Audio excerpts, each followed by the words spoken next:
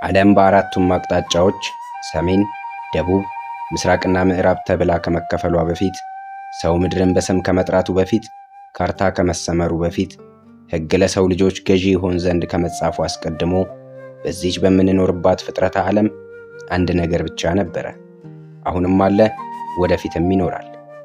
ደን፣ ዝም የማይል የማይተኛ የማይሞት ሕያው ፍጥረት። ዛፎቹ ያስታውሳሉ፣ ወንዞቹ ይናገራሉ። ነፋሱ ታሪክን በደመና ተሸክሞ 21ኛው ክፍለ ዘመን ድረስ ያቆያል። በዚህ አረንጓዴ ዓለም ውስጥ ፍጹም ከተፈጥሮ ያልተለዩ ከዓለምና ከነዘባዝንኬ ችግሮቿ የራቁ ሕያው የሰው ልጅ ዘሮች አሉ። እነሱም ያኖማሚዎች ናቸው። ያኖማሚዎች በአማዞን ውስጥ አይኖሩም። አማዞን ከእነርሱ ጋር ይኖራል እንጂ። ይህ ጥቅጥቅ ደን በያኖማሚዎች ኡሪሂ ተብሎ ይጠራል። ትርጉሙም ሕያው ዓለም ማለት ነው። በኡሪሂ ጥቅጥቅ ደን ውስጥ ዛፍ ነፍስ አለው፣ ወንዝ ውስጥ ትንፋስ አለው። እንስሳቱ የያኖማሚዎች ዘመድ ነው፣ አካላቸው ነው። ሲራቡ ምግባቸው ነው፣ ሲታመሙ መድኃኒታቸው ነው። የዛሬው ጉዟችን በደቡብ አሜሪካ 9 ሀገራት ወደሚጋሩት የዓለማችን ቁጥር 1 ጥቅጥቅ ደን አማዞን ይወስደናል። በዚህ ደን ውስጥ ብራዚልና ቬንዙዌላ በሚጋሩት የአማዞን ክፍል ስለሚገኙት ዓለም ስለማያውቃቸው እነሱም ዓለምን ስለማያውቁት በቁጥር ከ35,000 ስለማይበልጡት በቆዳ ስፋት ግን የዛሬዋን ስዊዘርላንድን የሚያክል ሰፊ ግዛት ስላላቸው የያኖማሚ ጎሳዎችን እናስሳለን። እስከ መጨረሻው በመቆየት የሚያባክኑት ጊዜ እንደማይኖር እየገለጽን እነዚህን አስደናቂና ልዩ ፍጥረታት የሆኑ የጫካ ጎሳዎችን በጥልቀት እንመርምር። በብራዚልና ቬንዙዌላ የአማዞን ድንበር ላይ ከተቀረው ዓለምና ስልጣኔ ርቀው ኑሯቸውን በጫካ ያደረጉ በደን ሀብት ላይ ጥገኛ የሆኑ ዋነኛ መተዳደሪያቸው አደን፣ አሳ ማስገርና የጓሮ አትክልት የሆነ ባቦኖስ በተባለ ጣሪያ ክዳን በሌለው ክብ ቤት ውስጥ በጋራ የሚኖሩ ቁጥራቸው ከ35,000 የማይበልጥ ከፊል ዘላን የጫካ ህዝቦች ናቸው። ከጫካው ሳይወጡ ከቦታ ቦታ በመዘዋወር ሕይወትን የሚመሩት ያኖማሚዎች ባቦኖስ የተባለ በክፍት ሰማይ ስር ብዙ ልቦችን አንድ የሚያደርግ ታላቅ ክብ ቤትን በመስራት አብረው በጋራ ይኖራሉ። የዚህ ቤት አሰራር ከእንጨትና ከቀርከሃ የሚሰራ ጣሪያ ወይም ክዳን የሌለው በአንድ ጊዜ እስከ 400 የሚደርሱ የያኖማሚ ጎሳዎችን አንቀባሮ የሚያኖር ባህላዊ ቤት ነው። በዚህ ቤት ውስጥ ሕይወት በጋራ ይኖራል። ደስታን አንድ ላይ ይካፈሉበታል። ሐዘን በህብረትና በመረዳዳት ይቀንሳል። በዚህ ቤት ውስጥ ብቸኝነት ጨርሶ የለም። በዚህ አረንጓዴ ውቅያኖስ ውስጥ ታሪካቸው በመጽሐፍት ያልተመዘገበ ነገር ግን በወንዞች በዛፎችና ጥቅጥቅ ደኖች እንዲሁም በከዋክብት የተጻፈ ታሪክ ያላቸው ያኖማሚዎች የደን ህዝቦች ናቸው። ሕይወታቸው ከአማዞን ነፍስ ጋር የተጣመረ ራሳቸውን የመናፍስት ህዝቦች ብለው የሚጠሩ ገለልተኛ ህዝቦች ሲሆኑ ወንዶቹ በዱር መንቀሳቀስና አደን የዕለት ተዕለት ክንዋኔያቸው ሲሆን ሴቶቹ ከጓሮ አትክልት እስከ ቤት ውስጥ ሥራ እንዲሁም ማሳ ማስገር ላይ ቀናቸውን ያሳልፋሉ። በያኖማሚዎች ዘንድ ደን አይጨፈጨፍም። አንድ ዛፍ ሲቆረጥ መናፍስቱ እንደሚቆጡ ስለሚያምኑ ከራሳቸው በላይ ደኑን ይጠብቁታል። ደኑ እስካለ ድረስ የያኖማሚም ሕይወት አለ። ለያኖማሚዎች ዓለም 2 አይነት ነው፣ የሚታይና የማይታይ። እነሱ የሚታየውን ሕይወት ይኖራሉ። ዛፒሪ ብለው የሰየሟቸው መናፍስቶቻቸው ደግሞ የማይታየውን የያኖማሚ ዓለም ይጠብቁላቸዋል።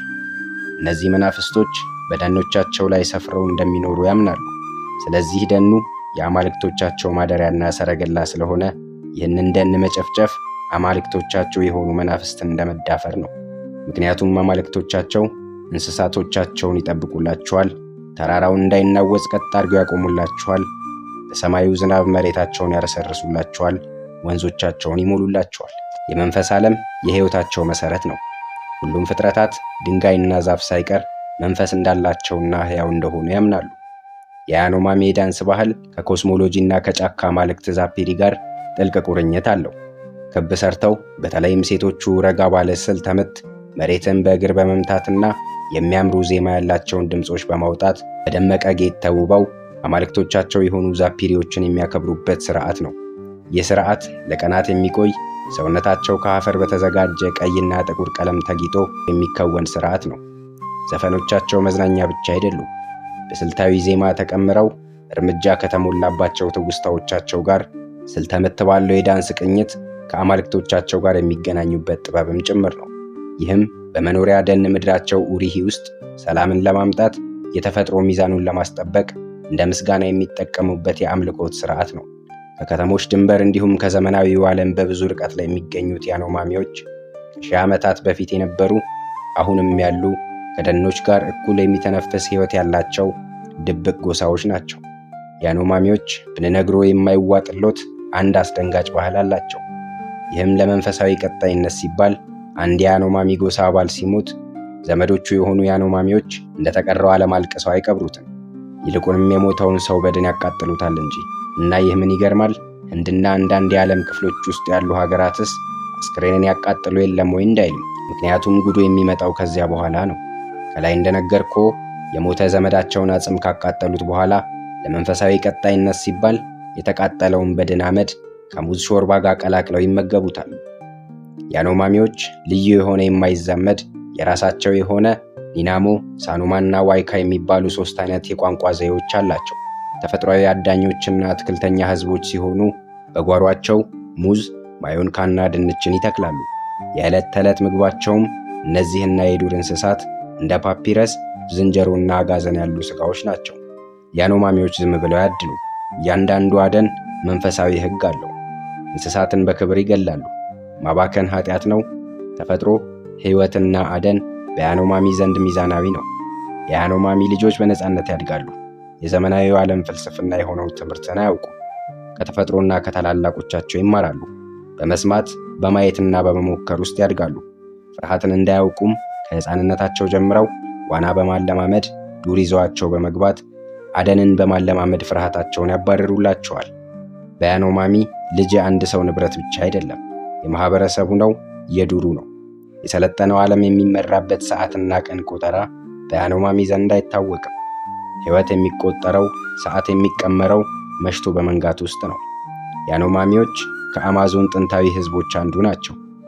ዓለም የማያውቃቸው እነሱም ዓለምን የማያውቁት የስልጡኑ ዓለም ዘመናዊነት ያልተዋረሳቸው ሀፍረታቸውን ብቻ ለመሸፈን እራፊ ጨርቅ አሊያም ቅጠል ከማገልደም ውጪ ልብስና መጫሚያ የማያሻቸው ሴቶቹ ከወገብ በታች ላለ ሀፍረታቸው ሸማ፣ ቅጠል አሊያም ኮባ ጣል ከማድረግ ውጪ እርቃናቸውን የሚኖሩ በጥቅጥቅ ጫካ ውስጥ ሙቀቱንና ቁሩን ተጋፍጠው የሚኖሩ ጠንካራ ዘላን ህዝቦች ናቸው። መጽሐፍትን አያውቁም፣ ነገር ግን ዕውቀታቸው ከብዙ መጽሐፍት ይበልጣል። ከትውልድ ትውልድ የሚተላለፍ ዕውቀት አላቸው። ታሪካቸውን በድምፅ፣ በጭፈራ፣ በተረትና በዘፈን ይከዝኑታል። ከዝነውም ለልጅ ልጅ እየቆነጠሩ ያካፍሉታል። እነዚህ ጥበበኛ ህዝቦች ከዝናብና ደን ጋር ጥልቅ ቁርኝትን በመፍጠር በመንፈሳዊ ዑደትና መሬት የተፈጥሮ ሚዛንን ይጠብቃሉ። ደን ለያኖማሚዎች የህይወት ህልውና አስፈላጊ መሆኑንም ጠንቅቀው ያውቃሉ። እንዲሁም በመናፍስታዊ ግንኙነት ደን ከአማልክቶቻቸው ጋር መገናኛ፣ በሽታን መፈወሻ፣ መጪውን መተንበያ ነው። ከሰዎች እስከ እንስሳት፣ ከእንስሳት እስከ እጽዋት ያሉ ፍጥረታት በሙሉ በመንፈሳዊ ህይወት የተሳሰሩ ናቸው። ሁሉም ፍጥረት ከሞተ በኋላ ወደ ምድር ተመልሶ እንደሚመጣ እና አካል እንደሚሆን ያምናሉ። ስለዚህ በያኖማሚ ዘንድ እያንዳንዱ ፍጥረተ ዓለም ክብር ነው። የግድ መሞት ካለበት እንኳን በዘፈቀደና ጭካኔ በተሞላበት መንገድ መሞት የለበትም። የክብር ሞትን ይሞታል እንጂ። በያኖማሚዎች ዘንድ አለቃና መንዝር ተብሎ ነገር የለም። ውሳኔዎች የሚወሰኑት ጠቅላላ የጎሳው አባላት በመደብ ተከፋፍለው ብዙ ተከራክረው ተጨቃጭቀው ሰዓታትን የፈጀ ውይይትን ካደረጉ በኋላ ነው። እኩልነትና የጋራ ኃላፊነት በያኖማሚዎች ዘንድ የሚኖር ህይወት ነው። ከ75 እስከ 80 በመቶ የሚሆነው የአመጋገብ ስርዓታቸው ካዛቫን ጨምሮ ወደ 60 የሚደርሱ የተለያዩ የሰብል ምርቶችን ይጠቀማሉ። ያኖማሚዎች በጣም ጤነኞች ናቸው። በተፈጥሮ የጨው ይዘት አጠቃቀም ላይ በጣም ዝቅተኛ ናቸው። በጣም ትንሽ መጠን ያለው ጨው ለብዙ ጊዜያት ይጠቀሙበታል። በዚህ የተነሳ ከአብዛኛው የሰው ልጆች እጅግ ዝቅተኛ የደም ግፊት ደረጃዎችን ይይዛሉ። በሞቃታማ የአየር ጠባይ የተነሳ አነስተኛ ልብስ ወይም ቅጠል ከማገልደም ውጪ ልብስን አያውቁም። ነገር ግን በተፈጥሮ ቁሶች ሰውነታቸውን ያስጌጣሉ። አበባና ላባ በሰውነታቸው ላይ ይሰካሉ። ጉንጫቸውን፣ ከንፈሮቻቸውና አፍንጫቸውን በመበሳት ያጌጡ እንጨቶችን ያደርጉባቸዋል። አንድ ያኖማሚ ጉብል ማግባት ቢፈልግና እድሜው ከደረሰ ከእህቱ ውጭ ያጎቱ ልጅ ትሁን ያክስቱ ልጅ አሊያም ዘመዱ ብቻ የወደዳትን ልጃገረድ ለጋብቻ ቤተሰቧን መጠየቅ ብቻ በቂ ነው። የልጅቷ እድሜ ለጋብቻ ባይደርስ እንኳን አስቀድሞ ማጨት ይችላል። የሚገርመው ነገር ግን ሁለቱም እድሜያቸው ለጋብቻ ባይደርስ እስከ ጉርምስና እድሜያቸው ድረስ እንዲጠባበቁ የወንዱ ቤተሰቦች ለሴቷ ቤተሰቦች ኃላፊነትን ሰጥተው ይመለሳሉ። በሴቷ በኩልም ቢሆን እድሜዋ ለትዳር ደርሶ የሚያገባት ባል ከመጣ ስለ አዳኝነቱ፣ ጀግንነቱና ወንዳውንድነቱ ከአካባቢውና ከዘመድ አዝማዶቹ ታጣራለች። በያኖማሚ ጎሳዎች ዘንድ ወንድ ልጅ የቤቱ ራስ፣ የሚስቱ መከበሪያ፣ ቆፍጣና አዳኝ እንዲሁም የበዙ አጋዘኖችንና ዝንጀሮችን ያደነ መሆን አለበት። የያኖማሚ ሴቶች ለህብረተሰብ ወሳኝ ናቸው። የቤት ውስጥ ኑሮን በመምራት ግንባር ቀደሞቹ እነሱ ናቸው። በያኖማሚ ዘንድ ወንድ ልጅ ጓዳ ገብቶ ማንጎዳጎድ እንደ ነውር ይቆጠራል።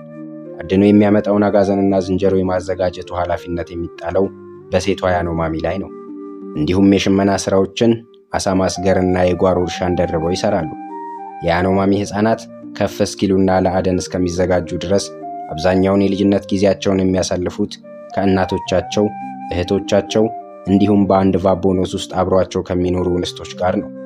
ለዛፒሪ መንፈሳዊ አምልኮ ምስጋና የሚሄዱ ወንድና ሴቶች በቀይና ጥቁር ቀለም በተዘጋጀ አፈርና ጭቃ ሰውነታቸውን የማስዋብና አካላቸው ላይ የተለያዩ ስዕሎችን የመሳል ጥበብም የተሰጠው ለሴቶች ነው። በያኖማሚ ሴት ልጅ ከአደም በስተቀር ወንድ የሚሰራውን ሥራ ሁሉ ትሰራለች። ዓለም በየሰዓቱ የሚደሰኩርለትን የሴት ልጅ መብትና እኩልነት ያኖማሚዎች ከሺህ ዓመታት በፊት የሕይወታቸው መርህ አድርገው እስከ ዛሬ ድረስ ይመሩባቸዋል። ያኖማሚዎች በአሁኑ ጊዜ ከፍተኛ አደጋ ተጋርጦባቸዋል። አካባቢያቸው በወርቅና በከበረ ማዕድናት የበለጸገ በመሆኑ የዓለም ሕዝቦች በተደጋጋሚ አካባቢውን ለመውረር ጥረት አድርገዋል። በዚህ የተነሳም ወንዞቻቸው ተመርዘውባቸዋል። ለወባና ለተለያዩ ውሃ ወለድ በሽታዎችም እየተጋለጡ ይገኛሉ። በማዕድን ቁፋሮ ሰበብ የግዛት ወረራዎች የሚሏቸው እየተፈታተኗቸው እንደሆነ እነሱም እየተጋፈጡ እንዳሉ በተለያየ አጋጣሚ አካባቢያቸውን ሊጎበኙ ለሄዱ ቱሪስቶች አቤቱታቸውን እያሰሙ ይገኛሉ። በተለይም ጋሪምፔሮስ የተባሉት የወርቅ ማዕድን አውጪ ቡድኖች በ2019 እና በ2022 መካከል ባሉ ዓመታት በተደጋጋሚ ጊዜ ማዕድን በማውጣት ስም ሕገወጥ ወረራ እንደሚፈጽሙባቸውና የብራዚልና የቬንዙዌላ መንግስትም ከነሱ ጋር በመተባበር ምንም አይነት ከለላ እንዳላደረጉላቸው በምሬት ይናገራሉ። ይህ የመሬት ወረራ መብታቸውን የሚጋፋና ባህላዊ አኗኗራቸውን የሚያናጋ እንደሆነ አንዳንድ የሰብአዊ መብት ተሟጋቾች ለጉዳዩ አጽንዖት ሰጥተው እየተናገሩ ይገኛሉ። በዋነኝነት ያኖማሚዎች የወርቅ ማዕድን ቁፋሮችን አይቃወሙ። ነገር ግን ወርቅን ለማውጣት በሺዎች የሚቆጠሩ ሰዎች ወደ አካባቢው ይመጣሉ። እነሱን ተከትሎ ብዙ ተላላፊ በሽታዎች ወደ ያኖማሚዎች ይተላለፋሉ። ለዚህ ምክንያቱ ደግሞ ያኖማሚዎች ከሌላው የዓለም ክፍል ለሚመጣ ተላላፊ በሽታ በቀላሉ ተጋላጭ ህዝቦች ስለሆኑ ነው። በተለይም በሌላው ህዝብ ዘንድ ያለው በሽታን የመከላከል አቅም ያኖማሚዎች ዘንድ ስለሌለ በቀላሉ ከዓለም ለሚመጣ በሽታ ተጋላጭ ናቸው። ከዚህ በተጨማሪም ወርቅ ለማውጣት የሚውለው ሜርኩሪ ወንዞችና አሳዎቻቸውን በመበከል የያኖማሚዎች ዋና የምግብ ምንጭ የሆኑትን አሳዎችና ሰብልን ለማምረት የሚጠቀሙበትን የወንዝ ውሃ በመበከል ከፍተኛ የጤና እክሎችን በማምጣት ዝምተኛ ገዳይ በሽታ ሆኖባቸዋል።